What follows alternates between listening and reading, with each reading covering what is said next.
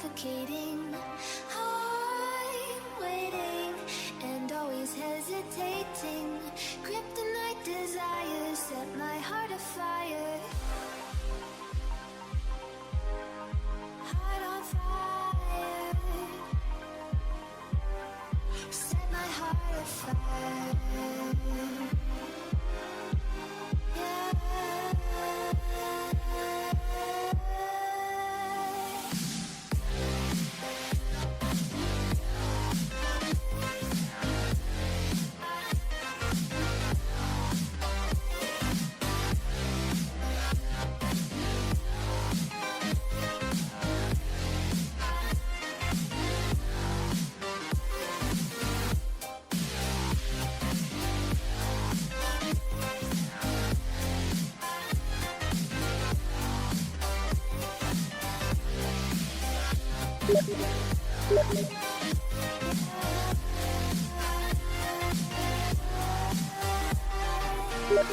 Connect the dots straight to the start of intoxicating want.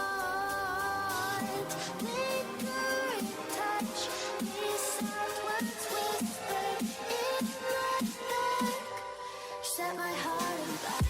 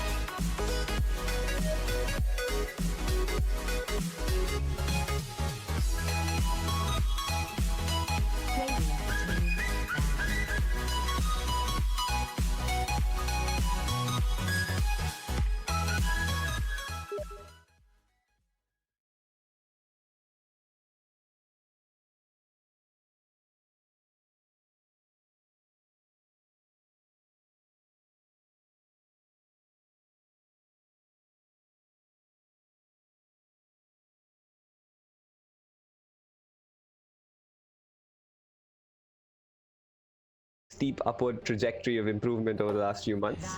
It's nice to see. First ban, Phantom Assassin. Interesting choice.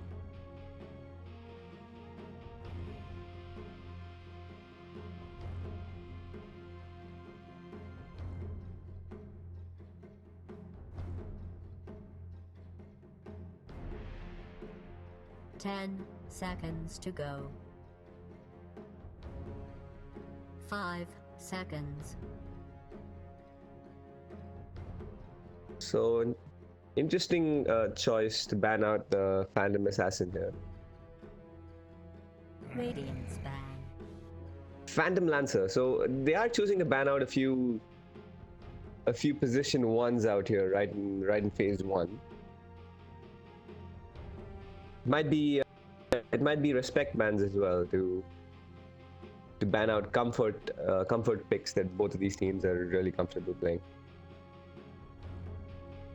10 seconds to go. Dire team ban.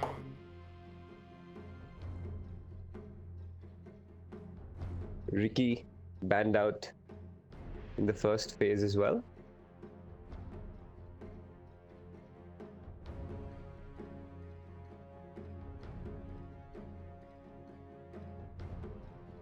Yeah, I think Oppa have been playing quite a bit recently. 10 seconds Kind of to go. practice and get a lot of pub games in. 5 seconds. So I think maybe they just want to take out heroes that they're generally uncomfortable against.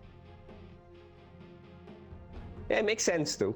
I think when you as a team don't have the answers to certain picks, you'd rather just ban them out. Razor being banned out by Egomaniac. So, what do you make of these two teams, Karthik? Have you seen them in action before this? I haven't seen 10 Egomaniacs seconds to play go. before, but think I have played with 5 Hurt Locker, seconds. maybe. I mean, I know these guys are all from Tamil Nadu, so we usually tend to cross paths in like either some tournaments or like Dire some team lobby ban. games, stuff like that. But Yeah. I do know the players on Oppai a bit better.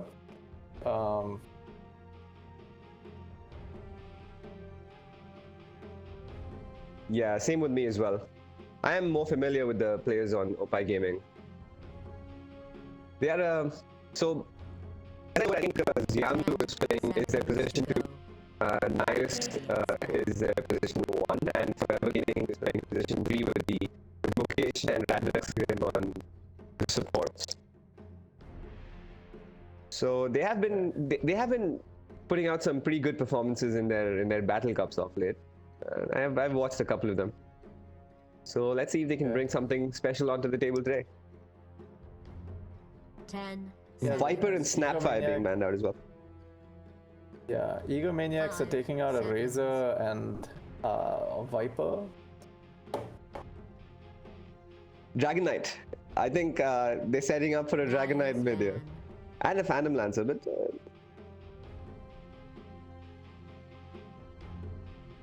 maybe even a Bristleback. They could be setting up for a Bristleback. Yeah, I think Bristleback is probably more likely. But I guess we'll have to wait and see. The interesting thing about the new change is that banning out 4 heroes in the first phase, what do you think about that? Personally, I feel like maybe it's a bit too much because neither team has revealed anything about what they want to do with their strategy.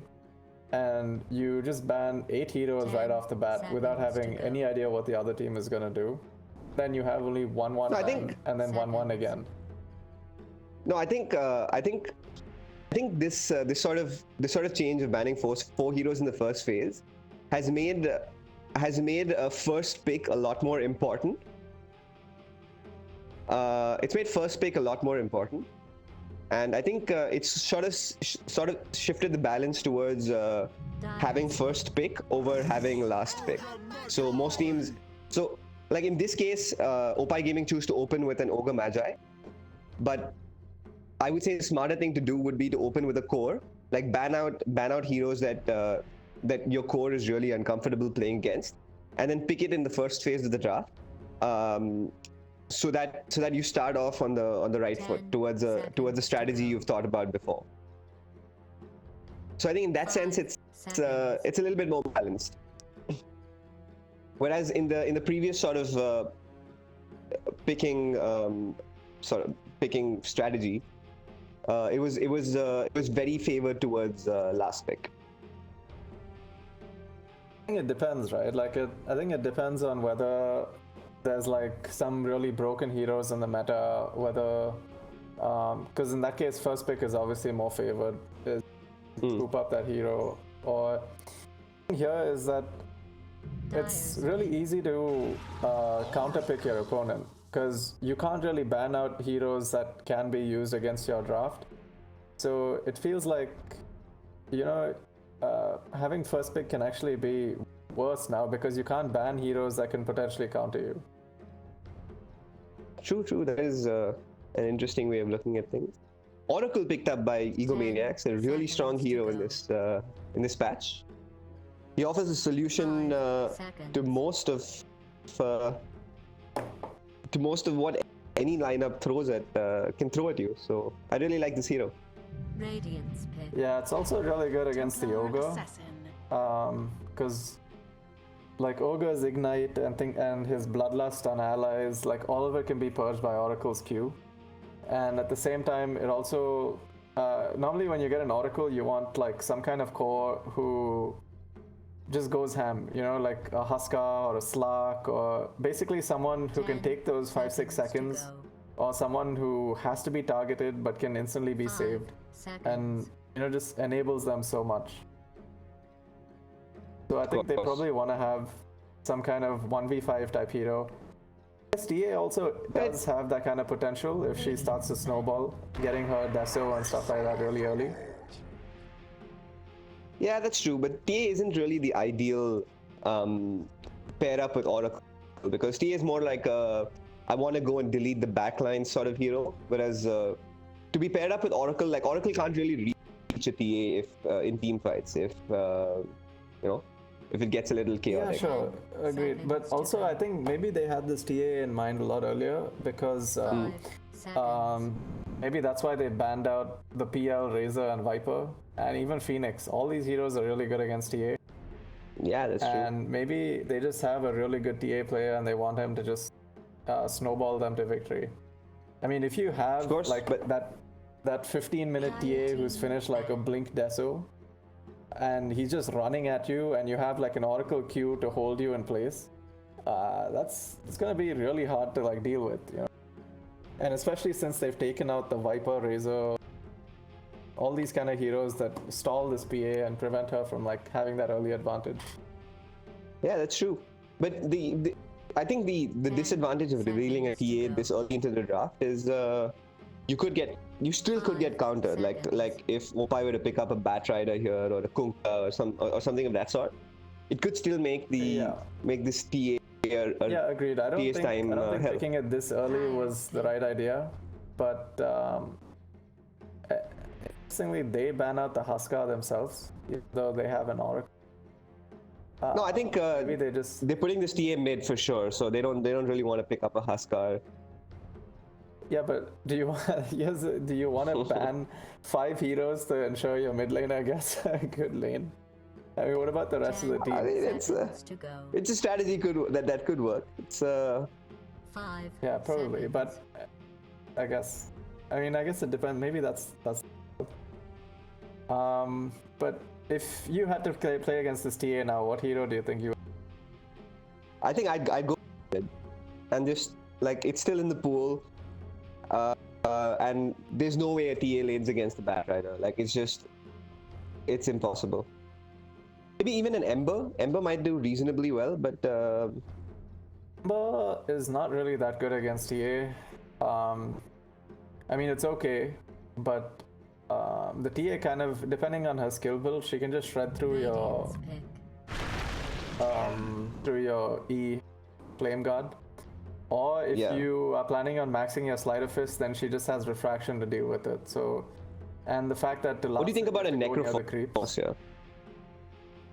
Necro is okay, but again, the kill potential isn't there. I think if maybe like a mid Veno or something like that. I also really like the changes to Venomancer now with Spirit Vessel and also the change to Skadi. I feel like core Venos have actually become really annoying to deal with.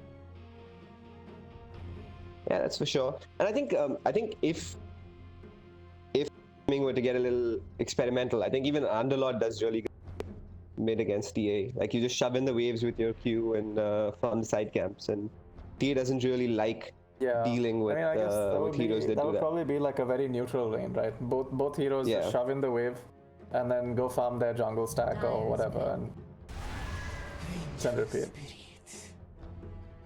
Vengeful Spirit. So some amount of save coming out from Opie Gaming as well, and fairly Yeah, it's low armor interesting. heroes supports here. They've got a lot of empowering heroes. Like they have both Avenge who reduces armor, Ogre who bloodlusts someone. So I expect they're gonna take like someone who hits really hard, maybe like a Drow or a I know- Troll or I know, these really hard right clickers. I know Nihilist really enjoys playing Medusa position 1. And Yeah, some of their drafts do tend to be a 4 protect one strategy where they pick, they pick Ogre, sometimes they pick Magnus, they pick heroes like this that just cast buffs on a Medusa, and she just kills everyone for them. So they could be priming towards that here. Yeah, I can see that happen. And I know, We already did have. I one also know Medusa that, in this tournament. yeah, Medusa Gyro, yeah. Didn't go that well for them, but oh, by the way, I know Xianlu plays. Xianlu's really comfortable on Death Prophet. How do you think Death Prophet matches against the TA here? I think it's really good, but you need to itemize so that you don't get burst. TA is basically a physical burst hero, 10 so as long as seconds to DP go. doesn't get blown up and doesn't lose her lane, I think she'll be. I think that's 5 absolutely seconds. fine. Silence is really strong. Heroes that maintained like a decent movement through this patch, and it's really good against the Brewmaster also.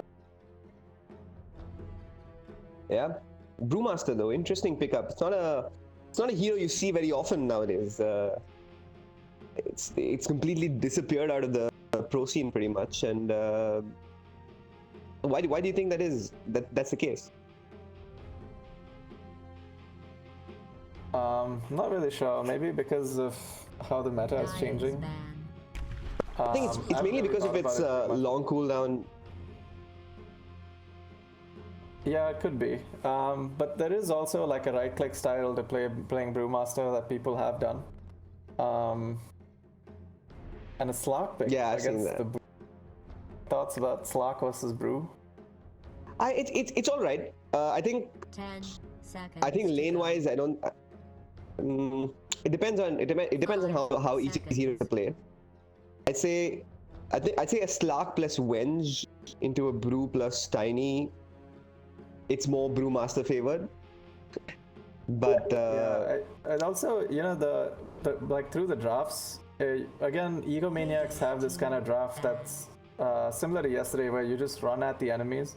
Like all the heroes, TA, Tiny, Brew are all kind of in-your-face type of heroes. And Opie again, slightly more defensive, I would say, with Underlord and things like that. So I think it'll be interesting to see who comes out on top in 10 these showdowns. seconds to go. yeah, I think the Underlord here is a really key 5 pickup because seconds. so far Underlord does really well against all of these heroes, and we'll have to see how it's played. Ember being banned out by Egomaniacs, so pretty much five heroes that counter or do well against the TA have been banned out. So we know who their real position one is here. Juggernaut being banned out by Opie Gaming. I guess trying to secure a slightly I guess the favorable really matchup interesting for. thing, I think this mid game is going to be really important, just based on Egomaniacs picks, right? So they have a TA who's going to get a Deso Blink, ideally by 15 minutes or so. You have a Panda who's 10 going to pick up a seconds to Vlad's, go. and you have a Tiny who's going to be running around 5 trying to seconds. Dyer's throw pit. one of their heroes into you and like relocate them. Storm So I think- Spirit. This. I like this. I like this. Like I don't see right off the bat. I don't see too much catch in the Storm Spirit, so I don't mind this pick here. If it's played well, I think this is a pretty pretty good 10 Storm game so far, at seconds least. to go. I mean, they do have a last pick, and I'm not sure the Storm is seconds. like when you have a Storm. Ideally, you want to have targets that you can jump on and take out. You know, because in a fight, normally the fight starts out on someone else, and then you want to go for priority pickoffs. I assume here that person is going to be the Oracle. But Definitely you can't the take Oracle, out Tiny, yeah. you can't take out TA, and you can't take out Brew. So, like, I'm not sure what their thought process was in picking it, but maybe it was more about the fact that the other team doesn't have catch, like instant catch. Storm can save himself if they try to jump him. Definitely. I quite like the pickup here. It's a pretty, I mean, it's a pretty ballsy pick into this TA, but I think it sort of it offers them a little bit more wave clear. It offers them good pick-off potential along with this Slark 10 as well. seconds to go. So Sure. let's see how I it think gets my played biggest by. problem with this draft, with Opai's draft, is that they have a lot of squishy heroes, and you're up against a Tiny who's gonna try and burst you, or he's gonna try and displace you, and you don't really have too many answers for that. Like, I don't know, and like the Bloodseeker to counter Slark is actually really huge. I think lane might not go so well for him, but I think once their abilities start coming on, I think this mid game is going to be really tense between the two. I think if Ego True. Maniacs get their item timings right, they're the ones who have to be applying pressure and forcing Opai into team fights. Definitely. And interesting part is Nihilist is in fact on the Storm Spirit and Forever Gaming is on the Slot. So they are switching things up here. Forever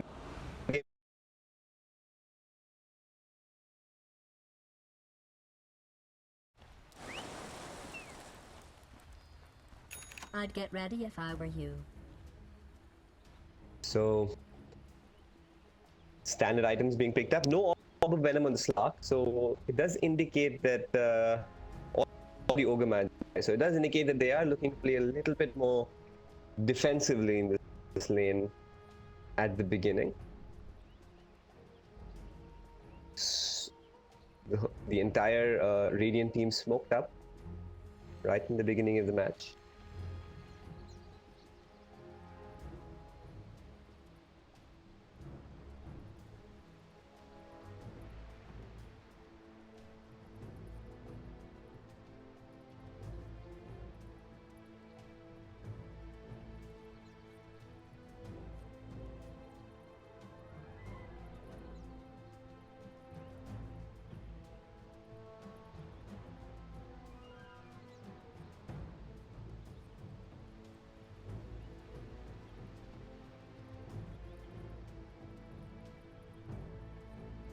Nihilist starting with 2 Mantles of Intelligence.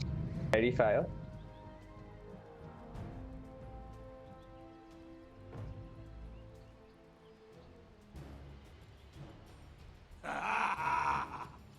So much blood. The mystery deepens. Faith in fate restored.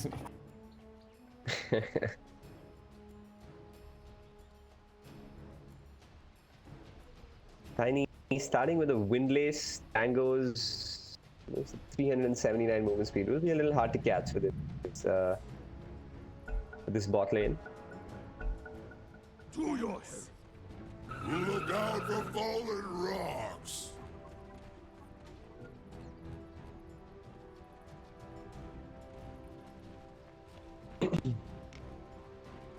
So all 5 heroes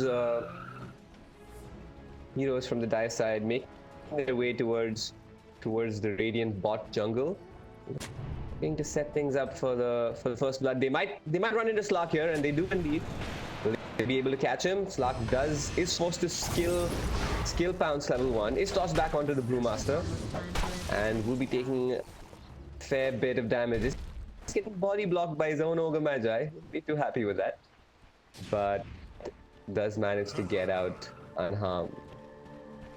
So this could actually be really important. It could be really detrimental to Slark's lane, where he's forced to skill skill pounce level 1. So this lane is probably going to be forced to be defensive if they weren't planning to be in the first place. So fairly standard wards out from both sides so far. Just the mid wards on each other's on their own high ground.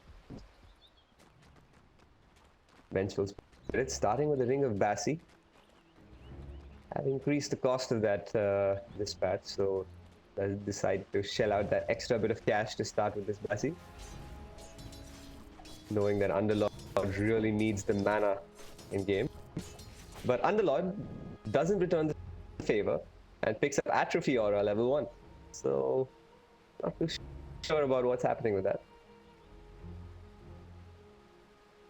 Yeah, I think it's okay though. I mean, I think you need Atrophy. It's better to have Atrophy at level 1 just to create the annoyance and last setting for the Bloodseeker. And plus, Bassi will probably kick in the second he is level 2. Yeah. So the only thing is, there's a slight loss in efficiency here. You could have started with the Sage's Mask and shipped in the Bassi in your career. A little bit extra regen so that you could trade a little better.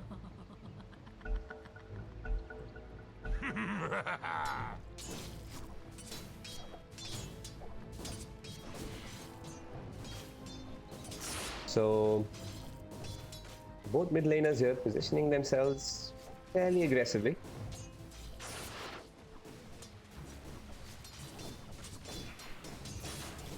And top lane, Bloodseeker. All lanes playing fairly defensively level 1. Of course, bottom lanes Slark forced to skill his pounce. Can't really be too aggressive here, at least to level 2. And interesting ward here from the Dire, blocking out the Radiant small camp, preventing the pull. And we see Tiny doing the cross, making this lane a little bit more annoying for the Slark, not allowing him to free farm. Top lane, few spells being thrown out onto this Underlord, and Underlord returning the favor with a spell of his own. Interesting here. So Opie Gaming don't really seem to be wanting to pull this lane, this top lane, and try to pull the creep balance towards their advantage. Of course, the Underlord here is happy pushing the lane out for the moment, applying pressure on Bloodseeker, but Bloodseeker wouldn't mind that as well. A hero that's happy to farm creep waves under his tower. Mid lane, fairly even so far. 8-3 on the Storm Spirit compared to the 8-2 on the 8-3 on the PA compared to the 8-2 on the Storm Spirit. So he's going pretty even so far. Cheeky outpost captured by Tiny is making his way towards mid. Radiant do have an Observer ward here, and he will be spotted out by it. So Storm Spirit might get tossed back here onto the PA. He does indeed, and this could be First Blood. Will he make it out alive? He does pop the Fairy Fire.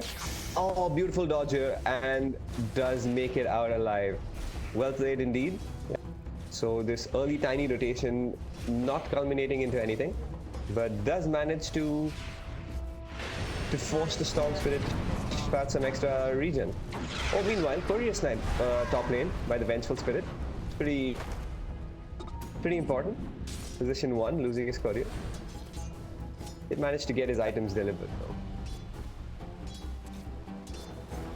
And usually back this early. But what do you feel about the number of couriers being increased in this patch? And each person having a courier for themselves? Personally, I like it. I really like it because it was really annoying playing with one courier for the whole team. It's made the early game a lot more tolerable with the amount of regen supports can ship in and the amount of early game items that supports can actually bring in. But I think in a way it's been balanced out by the removal of the side shop. So yeah, I guess there is balance in that regard, but it's just made the overall playing experience a little bit more, a little bit better. So I also really think like it's it. changed. It's changed the way support players play in terms of scouting and dewarding. Because now, like a lot of times, what a lot of good supports will do is they'll place a sentry on the low ground to cover 2 ward spots, and they get their courier to come and scout the high ground for them. Yeah, that is. And it's also used to scout out roach spawns and things like that. So I think it pretty like a lot of times like teams are allowed to use them as like an observer, which is really cool. For sure, for sure.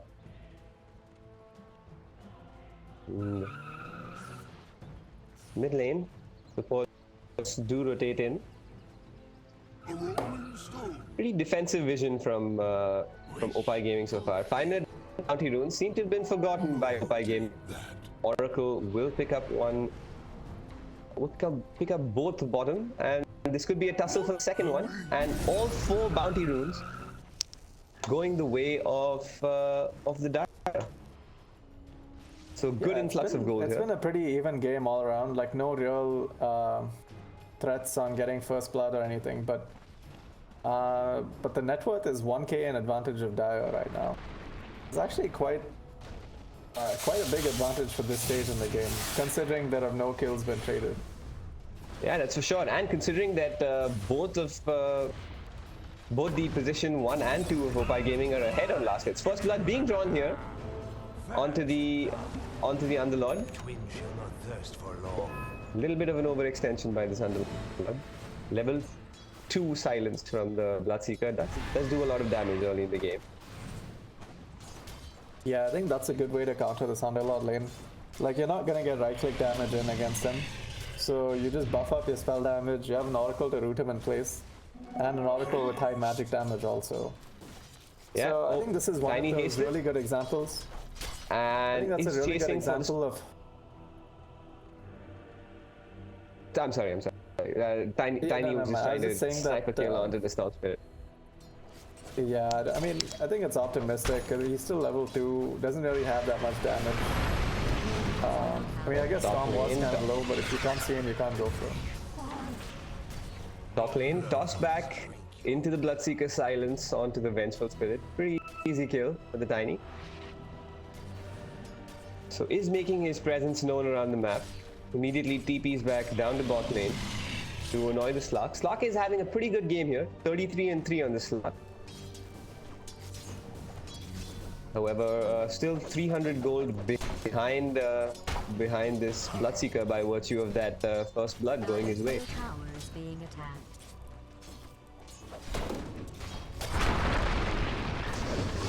Mid lane.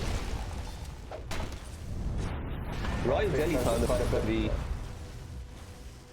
I think they were considering diving him on the tower, but Slark's level 6, so he's just gonna regen. The tower is under siege. Beastmaster doesn't have mana, but he does have 10 6 charges. Oh, and a mango. Indeed, so and he has a couple of Bottom mangoes, yeah. tower is being attacked. Top lane. Jump onto the Underlord. Oracle is falling a little low. Like I was saying earlier, this is one example of how a skill build can win you an entire lane. Like normally you might see Bloodseekers that try to go more points in their thirst or something to try and get more harass out. But in this lane, I think he realized that he's not getting that kind of right-click damage, so it's better to go for like a max W build where he can actually deal damage and threaten this Underlord in his lane where he's supposed to feel comfortable. Indeed. And must commend the warding by these by supports of both lanes. So Tiny does pick up an invisibility rune and then walks straight under the Radiant Observer and Sentry Ward in mid lane. So rotation scouted out. However, no sort of positioning response coming out from top lane. He will walk up behind the Underlord into the Avalanche Toss and the Bloodseeker Silence. Underlord doesn't make it out of this, but there might be a return kill onto the Oracle, and first kill on the board for Opie Gaming. Oh, Rupture committed onto the Vengeful Spirit into the toss back, and this is a dead Vengeful Spirit as well. So dominating streak on the Bloodseeker. 9 minutes into the game. He'll be really happy with that. As Treads finished up with 1,200 gold in the bank. Yeah, you can see the mid lane last hits are starting to show a bit of a difference because TA has started moving to the jungle. I really like what the TA is doing here. She's farming the enemy jungle first, which is really nice because it prevents the Storm from, you know, just going to his jungle and getting those comfortable extra last hits. And after this, he can go and farm his own jungle since the wave was already pushed in also. Really good way to clear the mid camps that would normally be an even split. Both sides for himself. That's true, that's true. So the TA snowball effect will be starting very soon. And both smoked up on the side of Opie Gaming are looking to set up something in this mid lane at the 10-minute mark. They seem to have forgotten about the bounties once again. I'll take that. Mid lane. Dire's top tower is being Storm attacked. bottles a regeneration rune. But Slark does head up for 2 bounty runes in the bot lane. So 1 bounty picked up. So the bounties are split 3-1 in the favor of Opie Gaming here. So they'll be happy with that.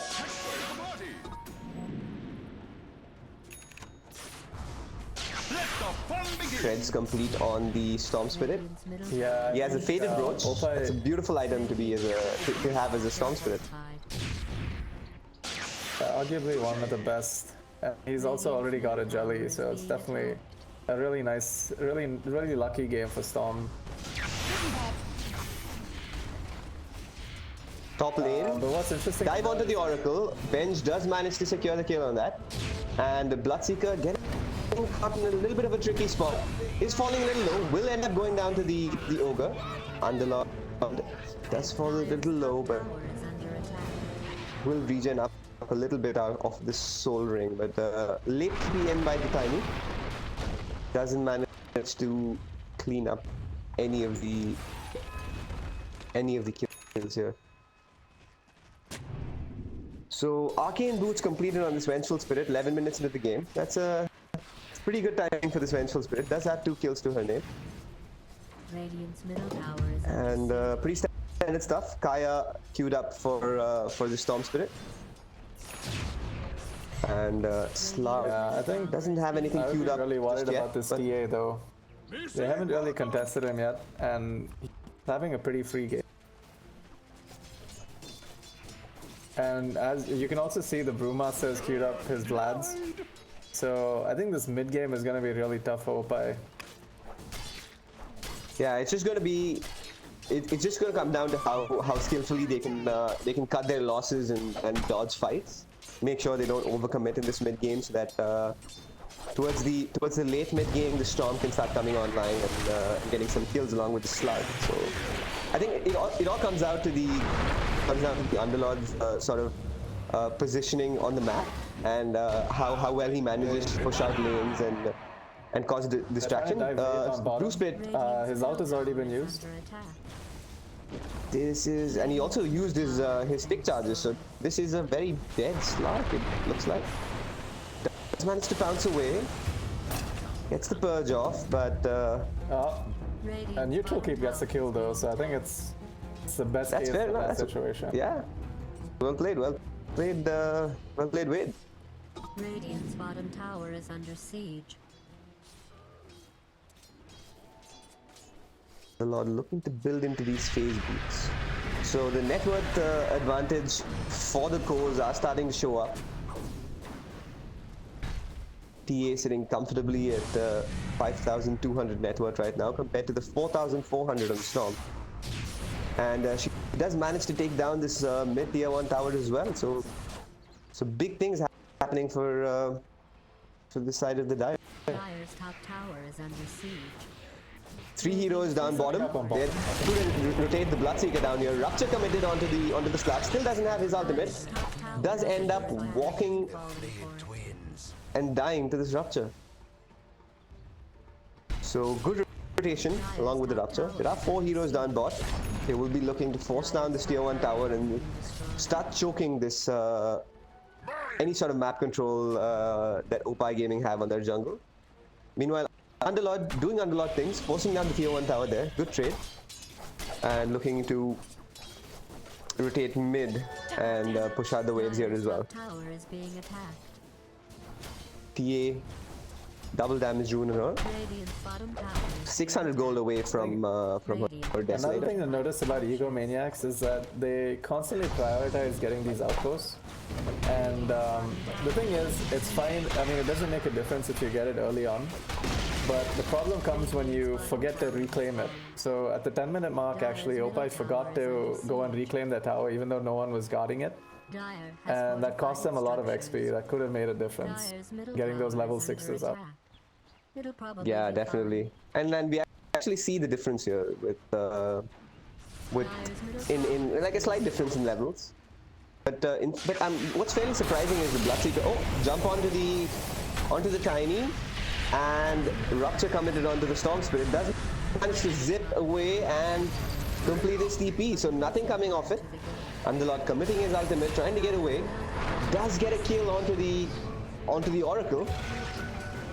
But Ogre ends up paying for this gank with his life. So I'd say reasonable trade. 5-man rotation in from Egomaniacs. Just managed to get the Ogre and it's traded out for an Oracle. So Yeah, I think on the whole that worked out a lot better than it could have been. Slark, meanwhile, about 1,000 gold away from his less than 1,000 gold away from his diffusal. So is looking to go that way here, but does end up taking the 10 strength talent at level 10. So does respect the burst potential that Egomaniacs have. Looking to. I also think in general, like, you'd always pick 10 strength over 6 agility Radiant's middle because of the tower is difference in under numbers. I mean, and also, like, when you're playing a Slark, you're gonna get those 6 agility anyway from, like, so, you know, it doesn't really feel like that big a trade-off. And the strength easily, like, puts you into a sort of safe health bar type situation where you have plus 1,000 HP, no matter what build you. True, definitely. Ace Rune. Tiny does pick it up. Doesn't have a bottle on the Tiny. Deso complete on the TA. Kaya complete on this Storm Spirit. Still looking to take as much of this safe farm as possible. A quick smoke from Right. Radiant by their tier 2. They're trying to make a play with the Underlord Venge. Go. Yeah, I think I don't think they really have much instant burst potential. I think it's more of a warding run over here. Yeah, maybe, but It is they a do have a lot Vanguard of complete lockdown on between the- them, though. Oh, Tiny placing a cheeky ward in the Radiant jungle. But they are making this rotation. Oh, they do manage to find the Oracle.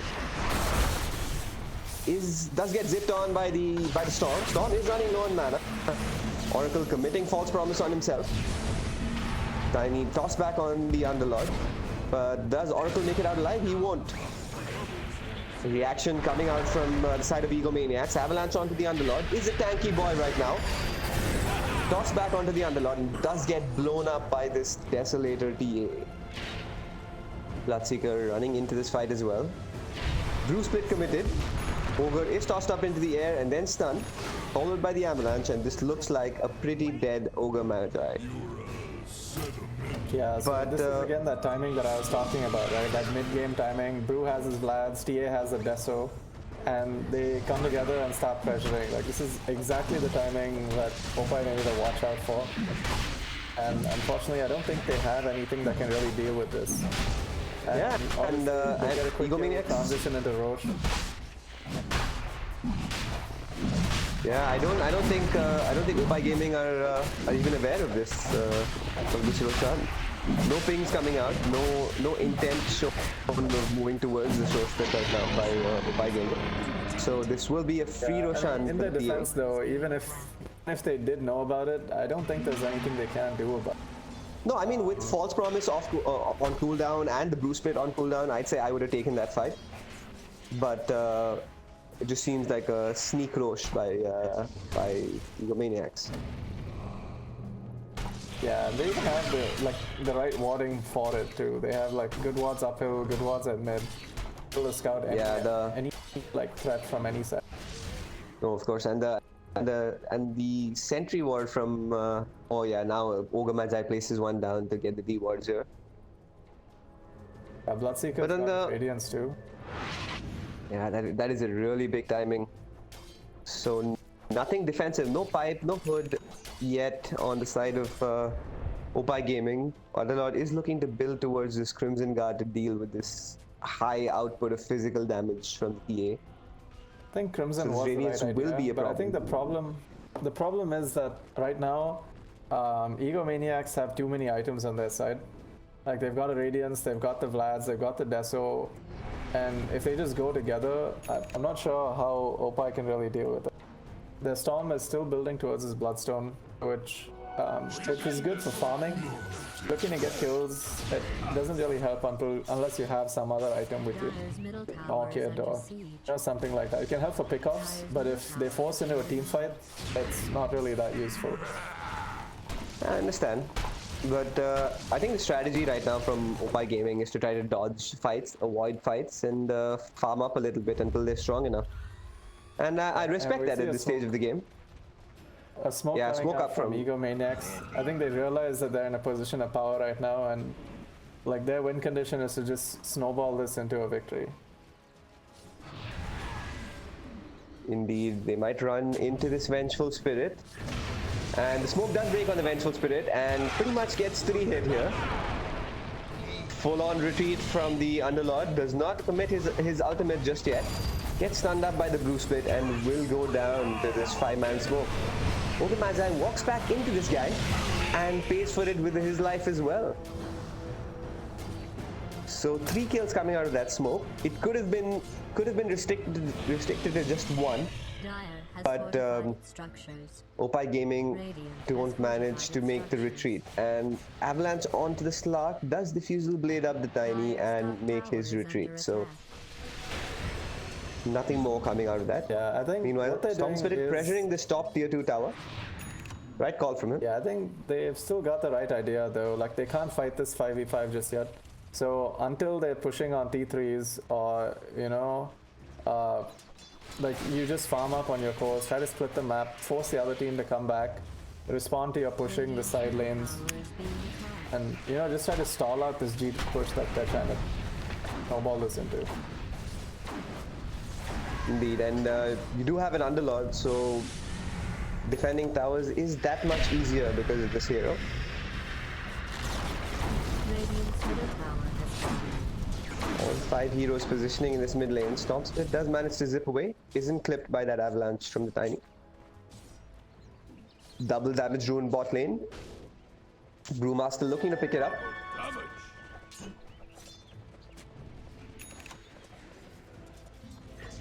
So You can even see the items that Egomaniacs are going for. They've got a blink on a Tiny.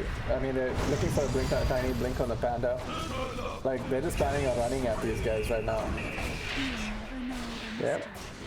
TA just blows up this Vengeful Spirit once again. So, I feel bad to be playing a position 5 here in this into this really farm TA. Yeah, but I think he's like it's okay to lose these deaths once in a while because at least you're giving information, right? Like I feel like as a support, your job is basically to get information to your cores in this kind of game. So by going there and like showing that all the enemy heroes are there, it gives the Slark freedom to farm bot lane, which he was doing till. Indeed, indeed. I feel every Slark player, like right now, should carry a sentry ward around with him, because there are a bunch of free D wards in his jungle. If he does decide to go and start farming there, he should be able. Like they're really common ward spots. Like there are 2 wards on ward cliffs in their jungle that even the Vengeful Spirit manages to scout out. So Radiant's top tower is it's free under gold and siege. experience for a position 1 if he chooses to invest in those sentries.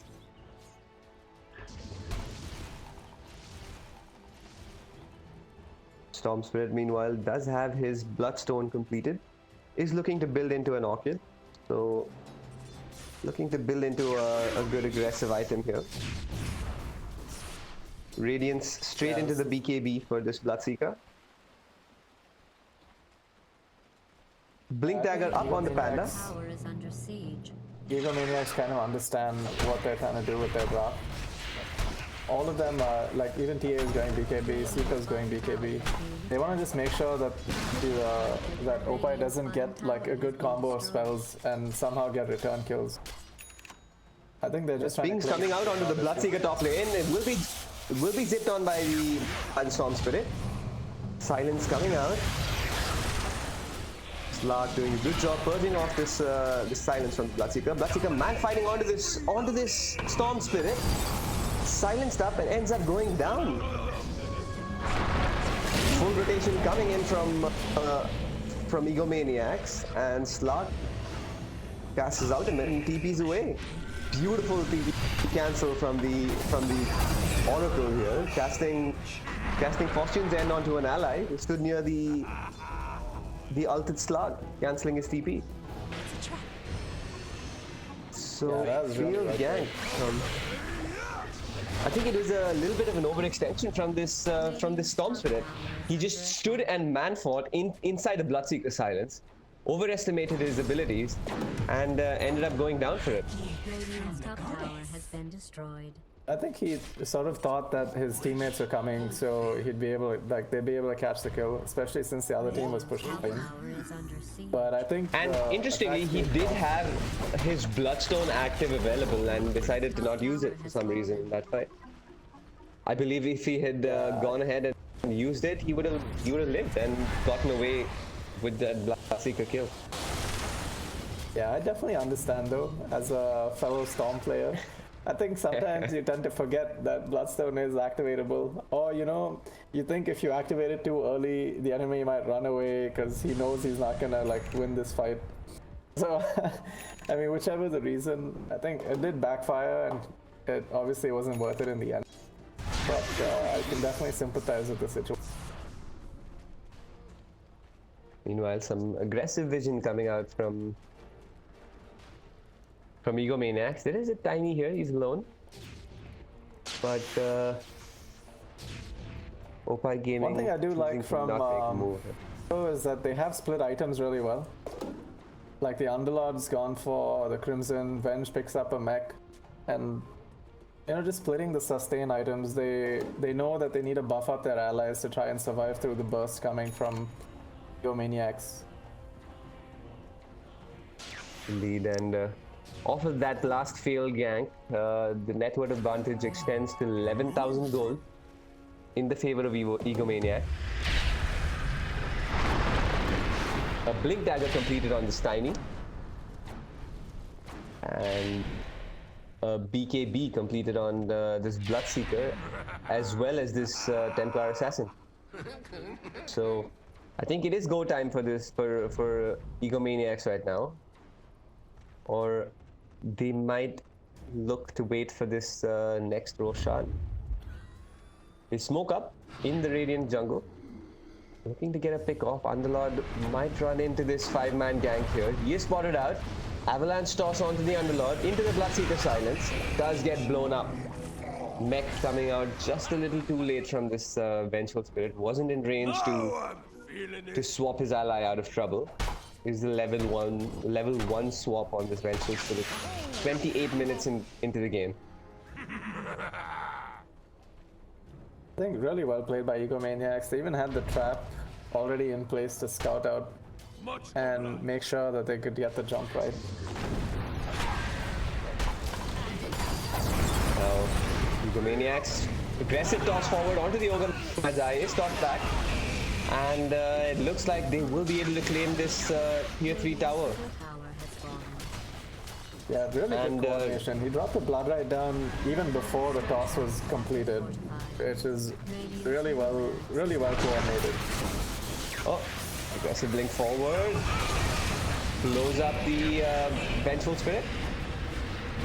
Rupture goes out onto the Slark. Slark casts his ultimate and fights back into the state and gets deleted. Immediate buyback from the Slark, but I don't see what he can do after this buyback. He just has the diffusal blade. Oh, Slark tossed into 4 heroes here. Might get clipped by the silence and does end up going down for a second time. That's a dieback on the Slark. False promise onto the Tiny, keeping him alive at the moment. And Bloodseeker, the Storm Spirit does manage to bring down this Bloodseeker. TA falling low as well. Sorry, Brewmaster falling low as well. And that's a dead Storm Spirit. So a very, very good fight for the side of Egomaniacs. Do manage to claim a full set of racks, a kill on the Storm Spirit, and 2 kills onto the Slark. I'm seeing red. And it's a Pretty terrible situation to be in for the side of Opie Gaming. Swiftly to the temple's defense. But an interesting Yeah, I fact here think- though, Karthik.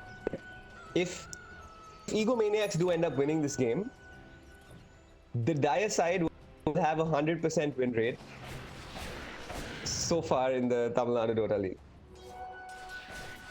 Yeah, that's true. Faith in fate restored. I guess we're also really lucky that there was no Grim Lich opening this time. I think this is the first time that didn't happen. Yeah, that's true, that's true. regeneration. 19k difference. I think it's really hard for them to come back from this. Storm is the only one Selfish. close to his second item potentially. I think the Slark is just countered through picks here. I think it's really hard for him to be very useful in this game. And he's looking to build into this Basher. So I think what BKB may have been a bit better. At least to try and survive a bit longer or stand and get some stats. I think they know there's a road fight going on. They're gonna try and make a steal. still at half HP. An Urn of Shadows on this Underlord. An aggressive dip forward from the Storm Spirit. Does manage to pounce onto the TA, and this could be a dead TA. Does BKB up, turns around and man fights into the Slark. Slark staying alive for the moment, but does end up going down. That's a disaster for Opie Gaming. And Ogre Magi will end up going down here as well. Underlord commits his ultimate just to save himself. Vengeful Spirit left out to dry in the meanwhile. Does end up going down here. TA with a full Orchid completed. They are looking to run back up this high ground once again. They are running up mid. Avalanche onto the Underlord. Tossed back into his team. Gets Orchided up and blown up by the TA. What an unstoppable streak. Rupture out onto the Storm Spirit. Forced to sit inside his fountain. And it looks like they're going for a GG push here. Slark does respawn in the meanwhile. Yeah, a lot of Radiants coming up really soon. They realize they need to probably go for axes. Aggressive zip forward onto the Oracle. Does get Orchided up. He has nothing to defend himself from that Orchid. No buyback for the Storm Spirit. On the sidelines for 75 seconds. And this could just be GG here. So another free set of racks here for the side of Egomaniacs. Are looking to position themselves for taking out this third set of racks. I don't see any sort of answer being offered from Opie Gaming against this this push from Egomaniacs. It's a pretty dire situation when your position 1 Slark is lower level than the position 5 Oracle. So toss back on the Slark. False promise committed onto the Tiny. Ultimate used by the Slark. Bloodseeker beating into this Underlord. Meanwhile, TA running at this Vengeful Spirit. Mega Creeps have still not been claimed by Egomaniacs. Toss back onto the Underlord. Will end up going down here. And they decide to turn their attention towards this last Nitty Barracks. Mega Creeps for the side of Egomaniacs. No GG call just yet by the side of Opie Gaming. Toss back onto the bench with Spirit here, and pretty much ends up getting one hit by this TA. So aggressive zip forward and just straight back into the fountain. I don't see what else he can do in this game. Yeah, I think last time he Bounces didn't onto really the know. tiny, Maybe gets he didn't ruptured know, up, but and yeah. ends up going. Yeah, and the quick GG call, I think they identified that the game is quick. Yeah, really well played by Egomaniacs, but let's not discount Opie Gaming's performance as well. They are a fairly new team, and full credit to all of the players who played here today. Thank you for watching.